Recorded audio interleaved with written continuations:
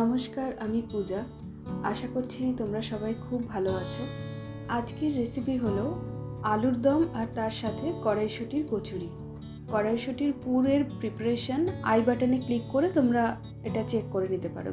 তবে চলো আলুর দমের রেসিপি শুরু করা যাক। আলুর দমটি বানানোর জন্য আমি একটি বিশেষ মশলা ব্যবহার করেছি, যেটা আমি ঘরে থাকা আমাদের যে বিভিন্ন মশলা সেটা থেকে আমি বানিয়ে নিয়েছি। তো তার জন্য প্রথমে একটি জায়ফল নিয়েছি, যেটাকে আমি হামলদিস্তায় কিছুটা গুঁড়ো করে নিয়েছি। তারপরে একটি স্টার এনিস নিয়েছি, সেটাকেও সেমভাবে আমি একটু হালকা গুঁড়ো করে নিয়েছি।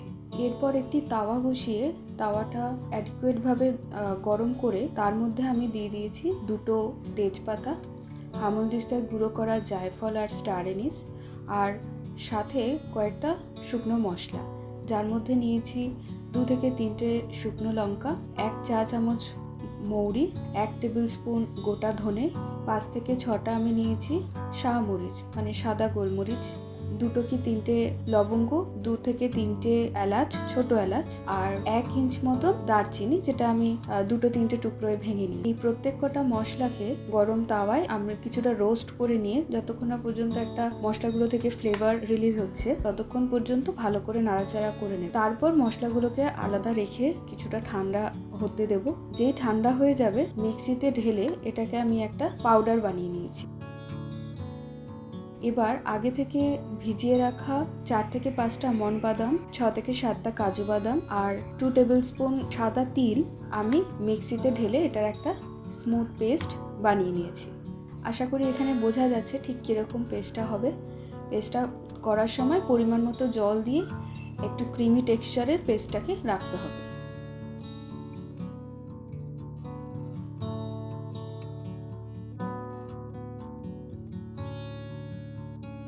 এবার আগে থেকেই নুন দিয়ে সেদ্ধ করে নেওয়া ছোট আলুগুলোকে আমি জাস্ট কাঁটা চামচ দিয়ে একটু ফুটো করে দিচ্ছি, যাতে মশলাগুলো এর মধ্যে ঠিকঠাক ঢুকে যায়, যাতে করে খাবারের স্বাদটা আরও বেড়ে যায়।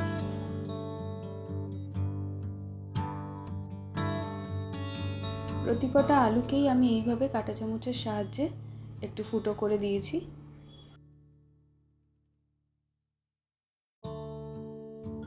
এবার কড়াইয়ে পরিমাণ মতো তেল দিয়ে গরম করে আমি আলুগুলোকে একটু ফ্রাই করে নিচ্ছি।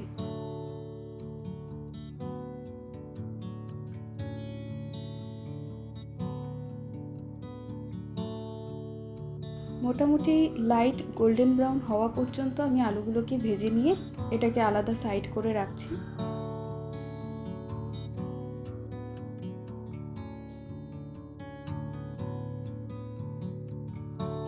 এবারে ওই সেম তেলেই আমি 4টে শুকনো লঙ্কা ফোড়ন দিয়েছি, আর সাথে কটা গোটা মশলা, তার মধ্যে রয়েছে 1 চা চামচ গোটা জিরে, 2টো ছোট এলাচ, 2 থেকে 4টে লবঙ্গ আর 2 থেকে 3টে তেজপাতা। এগুলোকে দিয়ে খুব ভালো মতন আমি নেড়ে চেড়ে নিলাম। তারপরে কুচিয়ে রাখা 2টো মিডিয়াম সাইজের পেঁয়াজ আমি দিয়ে ভেজে নেব 2 মিনিট পর্যন্ত। এরপর পেঁয়াজটা মোটামুটি হালকা ব্রাউন পর্যন্ত হয়ে গেলে ভাজা ভাজা আমি এর মধ্যে দিয়ে দিয়েছি 2 টেবিল স্পুন আদা বাটা আর 1 টেবিল স্পুন মতো রসুন বাটা। এই মশলা দেওয়ার পর খুব ভালো মতন নাড়িয়ে চাড়িয়ে নিতে হবে, যাতে যতক্ষণ না পর্যন্ত মশলাগুলো থেকে কাঁচা গন্ধ বেরিয়ে যায়। এর মধ্যে আমি দিয়ে দিয়েছি 1 টেবিল স্পুন মতো Kashmiri red chilli powder, 1 teaspoon হলুদ দিয়ে আমি এখানে 2টো মিডিয়াম সাইজের টমেটো কুচিয়ে রেখেছিলাম, তার সাথে কাঁচা লঙ্কা 4 থেকে 5টা আমি চিড়ে রেখেছিলাম। এই গোটা জিনিসটা দিয়ে খুব ভালো করে এবার কষিয়ে নিতে হবে। টমেটোগুলো অ্যাড করার পর আমি ফ্লেমকে একদম লো করে দিয়ে এটা ঢাকা চাপা দিয়ে দিয়েছি, যাতে করে টমেটোগুলো একদম সফট হয়ে আসে। কারণ টমেটো থেকে যতক্ষণ না পর্যন্ত কাঁচা গন্ধ চলে যায় মশলা ততক্ষণ পর্যন্ত ঠিকঠাক তৈরি হয় না। এখন দেখা যাচ্ছে টমেটোগুলো একদমই সফট হয়ে গেছে আর অল্প অল্প করে এখানে অয়েল রিলিজও হতে শুরু করেছে। এই স্টেজে আমি দিয়ে দিয়েছি পরিমাণ মতো নুন আর 1 টেবিল স্পুন মতো বানিয়ে রাখা মশলাটা। এটা দিয়ে এবার খুব ভালো করে আবারও নাড়িয়ে চাড়িয়ে নিয়ে কষিয়ে নিতে হবে। মশলা যত বেশি কষানো হবে রান্নার স্বাদ ততই বেড়ে যায়। মশলা কষাতে কষাতে যখন এই স্টেজে আসবে, একদমই ড্রাই হয়ে একটু অয়েল রিলিজ হচ্ছে, সেই স্টেজে আমি দিয়ে দিয়েছি কাজু বাদাম, আমন্ড বাদাম আর সাদা তিলের যে পেস্টটা করেছিলাম সেই পেস্টটা। এবার এটাকে দিয়েও খুব ভালো করে কষিয়ে নিতে হবে।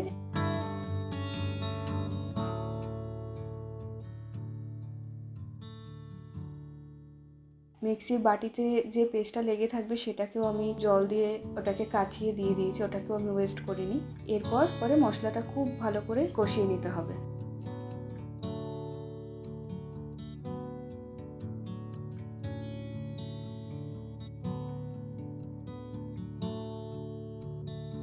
এখন দিয়ে দিয়েছি পরিমাণ মতো চিনি। আমি মোটামুটি 2 টিস্পুন মতো এখানে চিনি ব্যবহার করেছি। মশলা খুব ভালো করে কষিয়ে নেওয়ার পর দেখা যাবে মশলা থেকে একদমই অয়েল বেরোতে শুরু করেছে। তো এখন এই পর্যায়ে আমি দিয়ে দিয়েছি ভেজে রাখা আলুগুলো। তবে এখানে বলে রাখি, আলু ভেজে বেশিক্ষণ রেখে দিলে আলুর মধ্যে একটু হার্ডনেস ব্যাপারটা এসে পড়ে। তাই আমি সাজেস্ট করব যে আলু ইনস্ট্যান্ট ভেজেই সাথে সাথে মশলার মধ্যে দিয়ে দিতে, যাতে করে আলু সফটও থাকবে আর আলুগুলোর মধ্যে মশলাগুলো ঠিকঠাক প্রপার ঢুকবে। তো আলু দেওয়ার পরে ভালো করে নাড়িয়ে চাড়িয়ে নিয়ে আমি একটু উষ্ণ গরম জল দিয়েছি, কারণ মশলাতে উষ্ণ গরম জল ব্যবহার করলে মশলার স্বাদ দ্বিগুণ হয়ে যায়। এবার ভালো করে নাড়িয়ে চাড়িয়ে নিয়ে আমি এখানে রোস্ট করা কসুরি মেথি মোটামুটি একটু বেশি পরিমাণেই দিয়েছি, 2 টেবিল স্পুন মতো হাত দিয়ে ক্রাশ করে। তার সাথে চিড়ে রাখা 2-3টে গোটা কাঁচা লঙ্কা, কুচিয়ে রাখা ধনেপাতা দিয়ে নাড়িয়ে চাড়িয়ে নিয়ে এই আলুর দম কমপ্লিট, পরিবেশনের জন্য একদম রেডি।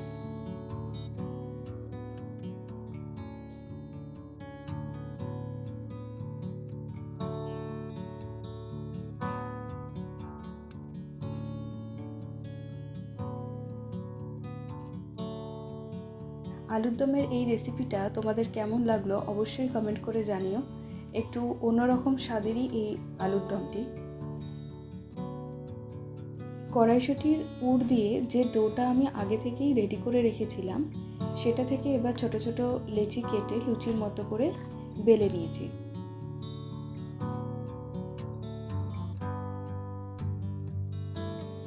যদিও বেলার কাজটি আমার হাজব্যান্ডই নিয়ে নিয়েছে, তো সেক্ষেত্রে এই লুচি বেলে এবার ডুবো তেলে খুব ভালো করে এটা আমি ভেজে নিয়েছি।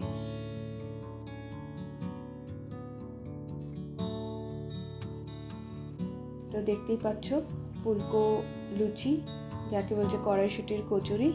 শীতকালের এই রেসিপি আশা করি সবারই খুবই পছন্দের, কড়াইশুঁটির কচুরি আর তার সাথে দম আলু। অ্যাকচুয়ালি এটা নর্থ ইন্ডিয়ান খাবার, আর দম আলু যেটা কাশ্মীরি কুইজিন।